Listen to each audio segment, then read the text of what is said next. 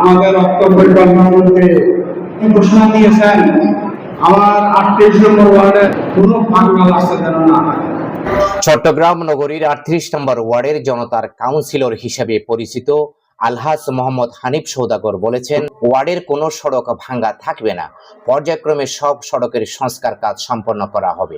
আপনারা জানেন, অত্যন্ত আনন্দের সহিত জানাচ্ছি, আপনারা যারা মাত্র 11 আসন থেকে বারবার ভোট দিয়ে নির্বাচিত করেছেন, গণপ্রজাতন্ত্রী বাংলাদেশ সরকারের মাননীয় অর্থ পরিকল্পনা মন্ত্রী যারা আমির খসরু মাহমুদ চৌধুরী, আমি ওনার পক্ষ থেকে সবাইকে সালাম জানাচ্ছি।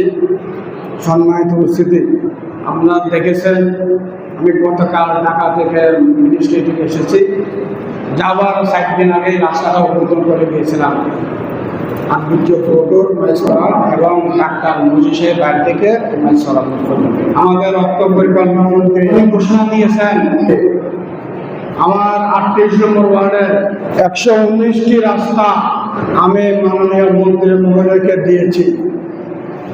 তার মধ্যে 22টি রাস্তার কাজ, কিছু রাস্তার সমাধান হয়েছে, কিছু রাস্তার কাজ চলমান আছে।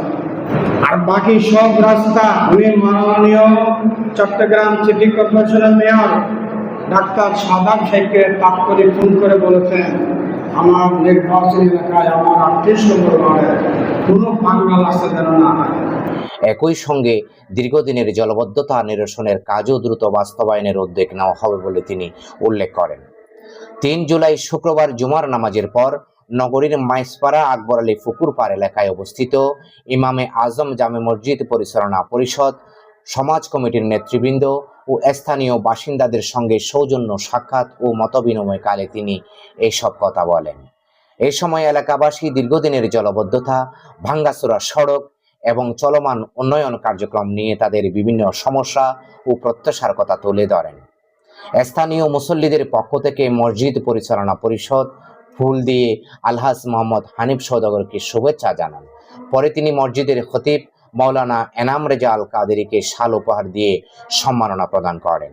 সংক্ষিপ্ত বক্তব্যে হানিফ সওদাগর বলেন, মাননীয় অর্থ ও পরিকল্পনা মন্ত্রী আমির খসরু মাহমুদ চৌধুরী ঘোষণা দিয়েছেন 38 নম্বর ওয়ার্ডে কোনো ভাঙ্গা রাস্তা থাকবে না। এই লক্ষ্য বাস্তবায়নে আমি 119টি সড়ক সংস্কারের প্রস্তাব দিয়েছি। এরই মধ্যে 22টি সড়কের কাজ শুরু করেছেন চট্টগ্রাম সিটি কর্পোরেশন। কিছু সড়কের কাজ ইতিমধ্যে সমাপ্ত হয়েছে এবং বাকিগুলোর কাজ চলমান রয়েছে। পর্যায়ক্রমে ওয়ার্ডের সব সড়ক সংস্কারের আওতায় আসবে। তিনি আরো জানান, 4 জুলাই শনিবার মাননীয় অর্থ ও পরিকল্পনা মন্ত্রী 38 নম্বর ওয়ার্ড সফর করবে। অন্তত প্রতি 15 দিন একবার আমি মন্ত্রণালয়ে যেতে হয়।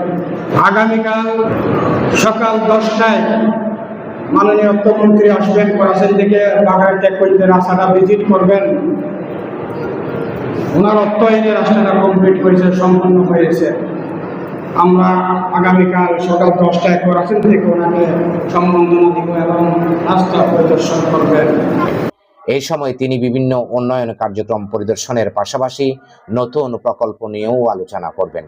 হানিফ সওদাগর বলেন, এলাকার জলবদ্ধতা নিরসনের কাজ খুব শীঘ্রই শুরু হবে। পাশাপাশি ইমামে আজম জামা মসজিদ সংলগ্ন সড়ক সংস্কারের কাজও করা হবে। এই সময় মসজিদ পরিচালনা পরিষদের সভাপতি মোহাম্মদ ইমরান, সিনিয়র সহ সভাপতি দিদারুল আলম, সহ সভাপতি মিন্টু, সহ সেক্রেটারি মহসিন সহ সমাজ কমিটির নেতৃবৃন্দ ও স্থানীয় গণ্যমান্য ব্যক্তিবর্গ ও বিপুল পরিমাণ মুসল্লি উপস্থিত ছিলেন। Purbadhara news desk, Chittagong.